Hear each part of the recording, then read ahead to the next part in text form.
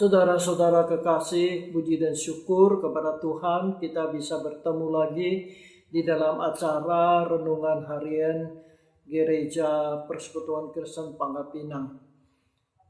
Sebelum kita masuk di dalam renungan ini, saya mengajak kita berdoa lebih dahulu. Kita minta pertolongan Tuhan, biar melalui Roh Kudus kita boleh lebih mengerti firman Tuhan.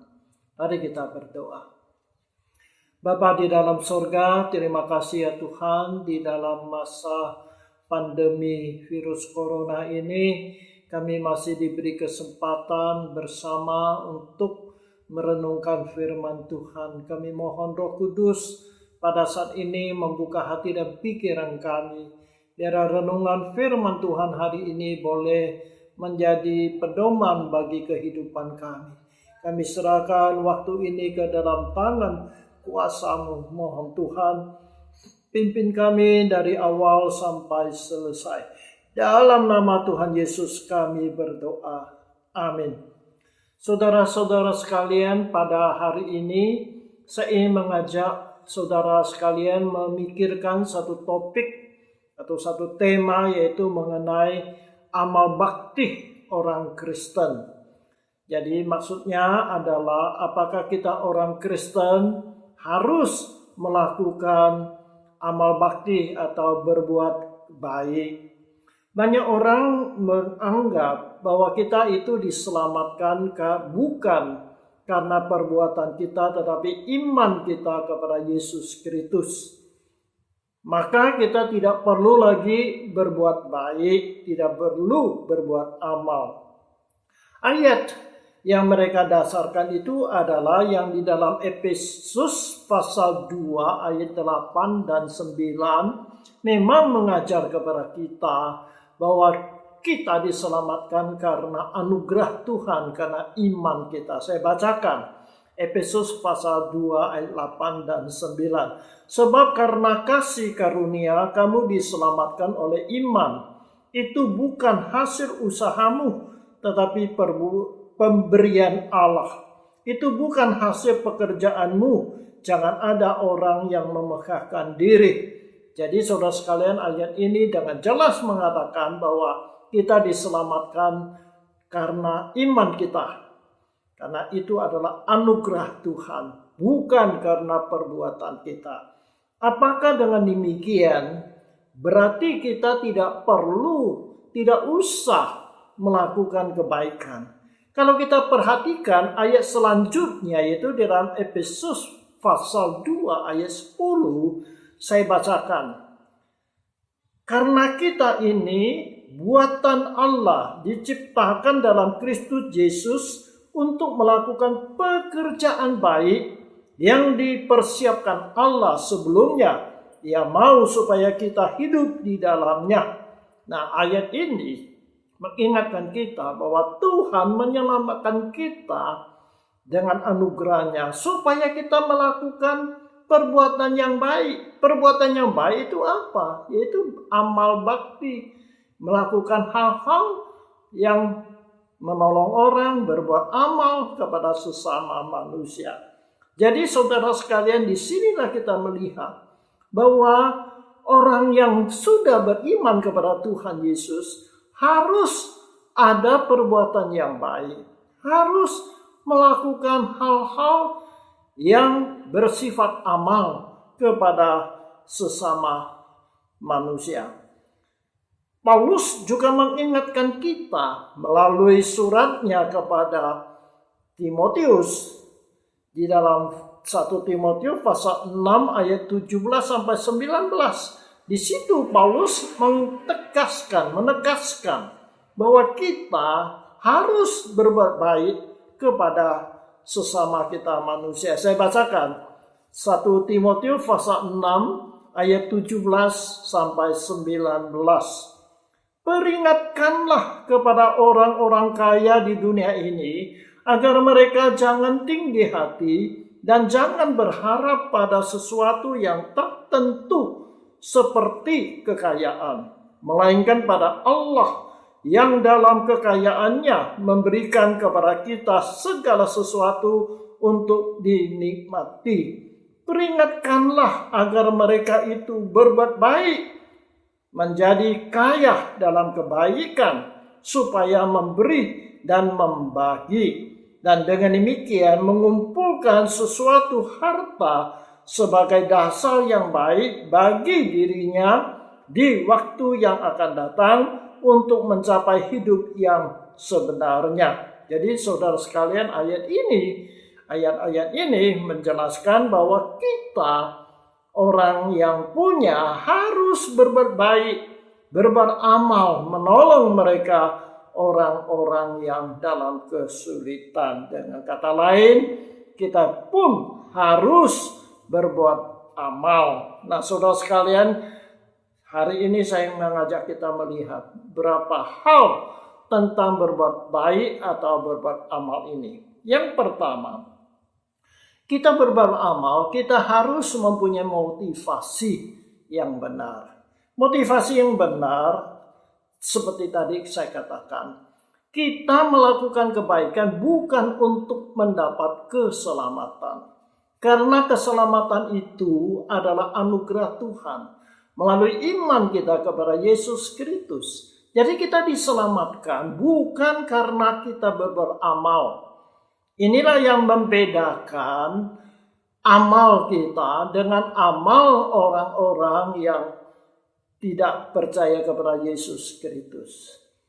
Orang dunia ini berbuat amal supaya mereka bisa mendapat hidup yang kekal. Atau dengan kata lain, mereka berbuat baik, berbuat amal adalah supaya mereka boleh selamat, mereka boleh masuk surga. Tetapi kita ini sudah diselamatkan. Jadi kita berbuat amal bukan supaya kita boleh masuk surga, tapi justru karena kita sudah diselamatkan. Sehingga berbuat amal kita adalah ungkapan syukur kita kepada Tuhan.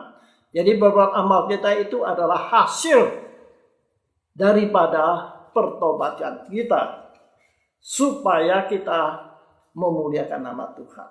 Yang kedua, kita berbuat amal adalah supaya kita ini memuliakan nama Tuhan. Jadi saudara sekalian, kita berbuat amal adalah supaya kita memuliakan nama Tuhan. Nah, saudara sekalian, kita bersyukur kepada Tuhan yang telah menyelamatkan kita. Sebagai ungkapan syukur kita kepada Tuhan, kita berterima kasih kepada Tuhan. Jadi kita berbuat amal adalah untuk memuliakan nama Tuhan. Jadi kita berbuat amal bukan supaya kita diselamatkan, juga bukan supaya kita ini mendapat sanjungan, mendapat kemuliaan, mendapat sesuatu dari orang lain. Tidak. Tuhan mengingatkan kita bahwa kita berbuat amal adalah kewajiban kita. Dan itu harus kita lakukan bukan untuk memuliakan Tuhan, memuliakan diri kita sendiri. Tuhan Yesus pernah berkata di dalam Injil Matius pasal 6 ayat 1-4 tentang berbuat amal ini. Saya bacakan Matius pasal 6 ayat 1-4. Ingatlah, jangan kamu melakukan kewajiban agamamu di hadapan orang supaya dilihat mereka. Karena jika demikian, kamu tidak peroleh upah dari Bapakmu yang di sorga. Jadi apabila engkau memberi sedekah, janganlah engkau mencanangkan hal itu seperti yang dilakukan orang munafik di rumah-rumah ibadah dan di lorong-lorong, supaya mereka dipuji orang. Aku berkata kepadamu, sesungguhnya mereka sudah mendapat upahnya. Jadi saudara sekalian, di sini kita lihat Tuhan Yesus mengatakan. Kemudian Tuhan Yesus berkata lagi selanjutnya di dalam ayat 3 dan 4. Tetapi jika engkau memberi sedekah, janganlah diketahui tangan kirimu apa yang diperbuat tangan kananmu. Hendaklah sedekahmu itu diberikan dengan tersembunyi. Maka Bapakmu yang melihatnya yang tersembunyi akan membalasnya kepadamu. Jadi saudara sekalian, perbuatan amal kita itu harus kita lakukan bukan untuk dimuliakan oleh orang lain. Bahkan Tuhan Yesus mengatakan, apa yang dilakukan oleh tangan kananmu jangan diketahui oleh tangan kiri kamu. Nah saudara saya, apa maksudnya? Apakah mungkin kita melakukan sesuatu amal dengan tangan kanan lalu tangan kiri kita tidak tahu? Maksud Tuhan di sini adalah supaya amal kita tidak perlu diketahui oleh orang-orang yang paling dekat dengan kita. Jadi artinya kita lakukanlah secara sembunyi, bukan untuk digembar-gemborkan, bukan untuk mendapat kemuliaan dari orang lain. Yang ketiga adalah perbuatan amal kita adalah sebagai ungkapan kasih kita kepada Allah, yang diwujudkan kasih kita kepada sesama manusia. Jadi kita melakukan amal itu adalah karena kita mengasihi Tuhan. Yang tadi saya katakan, kita melakukan amal adalah untuk memuliakan Tuhan. Melalui perbuatan kita, orang lain yang menerimanya bersama kita bersyukur kepada Tuhan sehingga nama Tuhan dimuliakan. Tetapi di sini saya tegaskan adalah supaya perbuatan amal kita itu sebagai ungkapan kasih kita kepada Tuhan. Karena Tuhan mengatakan kita harus mengasihi Dia. Dan mengasihi Tuhan itu harus diwujudkan dengan mengasihi sesama saudara yang kelihatan. Kata Yohanes, ya, kalau orang tidak bisa mengasihi saudara yang kelihatan, bagaimana dia dapat mengasihi Allah yang tidak dapat kelihatan itu. Oleh sebab itu, berbuat amal itu adalah bukti bahwa kita itu mengasihi Allah kita yang tidak kelihatan itu. Oleh sebab itu di dalam 1 Yohanes pasal 3 ayat 17 dan 18 berkata demikian. Ya, 1 Yohanes pasal 3 ayat 17 dan 18. Barang siapa mempunyai harta duniawi dan melihat saudaranya menderita kekurangan, tetapi menutup pintu hatinya terhadap saudaranya itu, bagaimanakah kasih Allah dapat tetap ada dalam dirinya? Ayat 18. Anak-anakku, marilah kita mengasihi bukan dengan perkataan atau dengan lidah, tetapi dengan perbuatan dan dalam kebenaran. Jadi ayat-ayat ini mengatakan bahwa kita mengasihi karena itu sebagai tanda kita mengasihi Allah. Jadi dinyatakan dengan berbuat amal kepada sesama manusia. Dan yang keempat, perbuatan baik kita atau berbuat amal bukanlah mengharapkan balasan dari orang yang menerima kebaikan kita.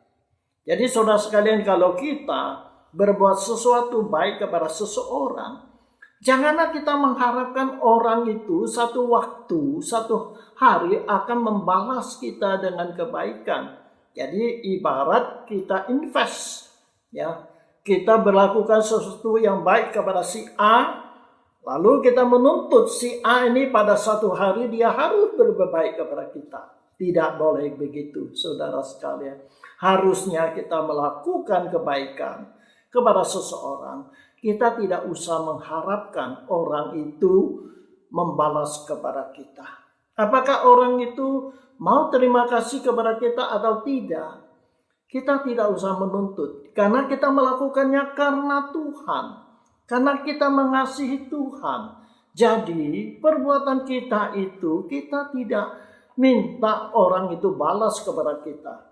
Nah saudara sekalian, inilah yang Tuhan mau supaya kita lakukan perbuatan yang baik itu. Kita tidak mengharapkan orang itu balas kepada kita. Tuhan yang balas kepada kita. Kemudian kita lihat, perbuatan baik kita adalah buah dari pertobatan kita. Jadi artinya, seorang yang mengalami pertobatan, menerima Tuhan sebagai juru selamatnya, maka dia menerima hidup Allah di dalam dirinya, maka hidupnya ini akan berubah total. Kalau dulu orientasi hidupnya adalah kepada dunia ini, orientasi hidupnya adalah kepada harta dan sebagainya. Tetapi setelah dia bertobat, maka dia mengalami perubahan total dalam hidupnya. Sehingga orientasi hidupnya juga berubah. Di dalam Alkitab ada contoh yang paling jelas yang tercatat di dalam Injil Lukas pasal 19 ayat 1-10 tentang seorang kepala kantor pemungut cukai, yaitu Sakyus. Pada satu hari Tuhan Yesus lewat di kotanya, yaitu di Yeriko. Nah, Sakyus ini seorang kaya karena dia kepala pajak, ya, kepala bea cukai. Maka itu dia ingin melihat Yesus itu orang yang bagaimana. Akhirnya, singkat kata, akhirnya dia bertemu dengan Tuhan Yesus. Dan Tuhan Yesus menginap di dalam rumahnya, saudara sekalian. Ketika Sakyus ini mendengar Injil yang disampaikan oleh Yesus, maka dia menjadi percaya dan dia bertobat. Apa yang dia lakukan? Alkitab dengan jelas memberitahukan kepada kita. Dia berdiri dan berkata kepada Tuhan Yesus, Tuhan, kalau separuh daripada harta saya bagikan kepada orang-orang yang miskin. Kalau saya sudah menipu orang, saya akan kembalikan 4 kali lipat. Nah, saudara sekalian, ini artinya apa? Pertobatan ada hasilnya. Pertobatan ada buktinya. Ya, salah satu adalah perubahan hidup. Orientasi hidupnya juga berubah sehingga dia dapat melakukan amal kepada sesama orang lain. Nah, saudara sekalian, kita harus mengingat bahwa kita berbuat amal tidak mengharapkan balasan dari orang lain. Tadi saya sudah jelaskan. Jadi kita berbuat amal tidak mengharapkan orang itu balas kepada kita. Tetapi kita jangan lupa bahwa Tuhan kita adalah Tuhan yang Maha Tahu.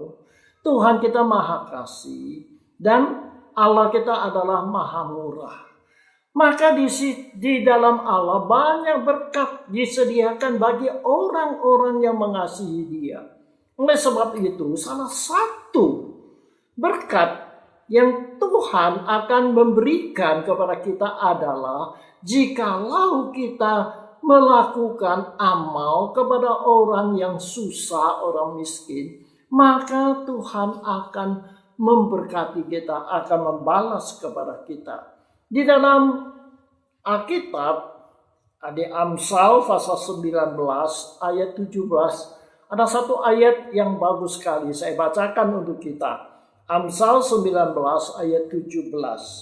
Siapa menaruh belas kasihan kepada orang yang lemah, orang yang lemah di sini adalah orang yang miskin, memiutangi Tuhan yang akan membalas perbuatannya itu. Nah, ayat ini mengatakan kalau kita memberi bantuan, sedekah kepada seorang yang susah, yang lemah, yang miskin, maka itu berarti apa? Kita memiutangi Tuhan, artinya Tuhan akan membalas kepada kita, akan memberkati kita. Nah, saudara sekalian, ini janji Tuhan. Jadi kalau saudara kita melakukan sesuatu kebaikan kepada seseorang, janganlah kita harapkan orang itu balas kepada kita. Tapi Tuhan sendiri yang akan membalas kepada kita. Tapi saya ingatkan kembali, kita melakukan kebaikan, berbuat amal, bukan mengharapkan balasan dari orang. Tetapi Tuhan itu Maha Kasih. Dia akan memberkati kita. Ambil contoh ya, ambil satu ilustrasi saja. Kalau seorang ayah atau ibu yang kaya, ya, Atau suami istrilah, ayah ibulah yang kaya. Lalu dia punya anak-anak. Anak-anak ini menghormati mereka, mengasihi mereka. Ketika mereka sudah tua, anak-anak ini mengabdi, menyayangi mereka. Waktu mereka sakit, mereka merawat dia, menjaga dia, menemani mereka. Pokoknya anak-anak itu sangat mengasihi orang tuanya. Nah, saudara sekalian, anak-anak ini bukan mengharapkan sesuatu dari ayah dan ibunya, tetapi karena mereka menghormati, mengasihi orang tuanya, mengingat jasa-jasa orang tua dulu. Ya, masih kecil mereka dipelihara. Sekarang orang tua sudah tua, jadi mereka ingin membalas kasih orang tuanya. Mereka mengabdi, menjaga orang tuanya. Nah, saudara sekalian, karena orang tua ini memang kaya. Walaupun anak-anak ini merawat dia bukan mengharapkan balasan atau upah dari orang tuanya. Tapi orang tuanya karena mereka dikasihi oleh anaknya dan mereka kaya raya. Maka saya rasa wajar-wajar saja kalau orang tua ini mewariskan harta mereka kepada anak-anak yang mengabdi kepadanya. Jadi saudara sekalian, anak-anak ini mengabdi kepada orang tua bukan mengharapkan balasan atau harapkan warisan dari orang tua. Mereka tidak mengharapkan. Tetapi karena orang tua ini kaya raya dan orang tua ini mengasihi anaknya, akhirnya dia mewariskan harta itu kepada anak-anaknya. Demikian juga saudara sekalian. Kita melakukan kebaikan kepada seseorang, kita lakukan karena Tuhan, maka Tuhan yang melihat. Tuhan akan memberkati kita. Tuhan tidak akan merugikan kita.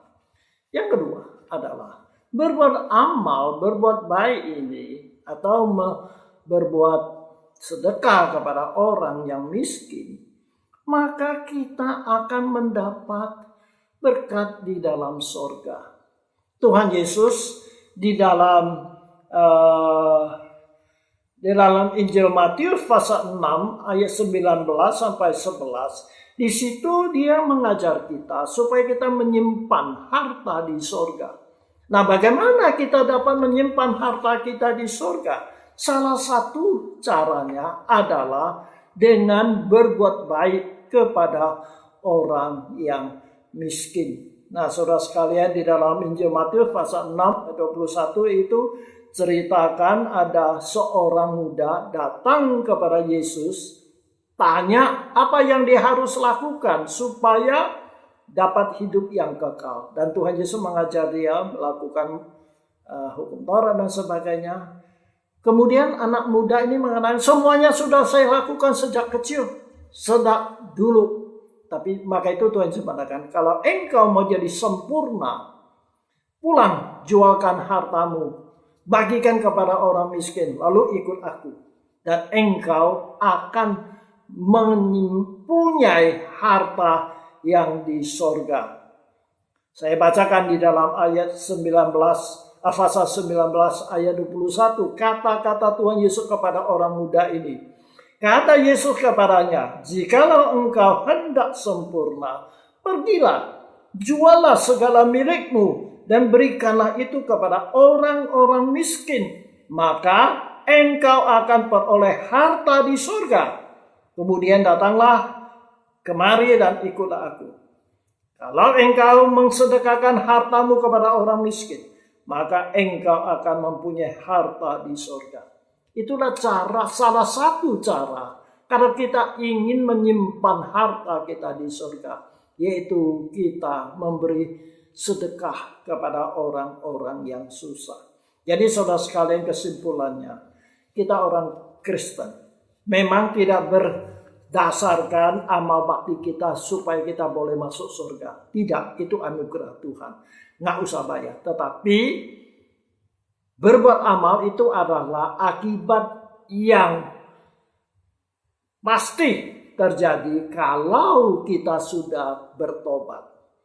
Itu adalah hal yang wajar. Oleh sebab itu saudara sekalian, kita yang punya, kita harus berbuat baik kepada sesama kita manusia.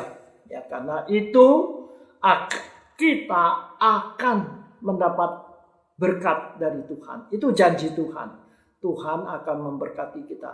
Allah yang melihat apa yang kita lakukan di tempat sembunyi, Tuhan itu akan membalas kepada kita. Dan apa yang kita lakukan kepada orang miskin, itu menjadi invest kita di sorga yang mulia, menjadi kekal selama-lamanya. Kiranya Tuhan menolong kita. Amin. Mari kita berdoa. Terima kasih Tuhan, kami boleh membaca firman-Mu.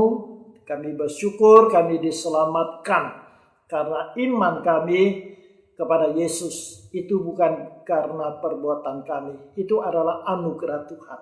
Namun Tuhan menginginkan kami sesudah kami diselamatkan, kami juga harus berbuat amal, berbuat baik kepada sesama manusia.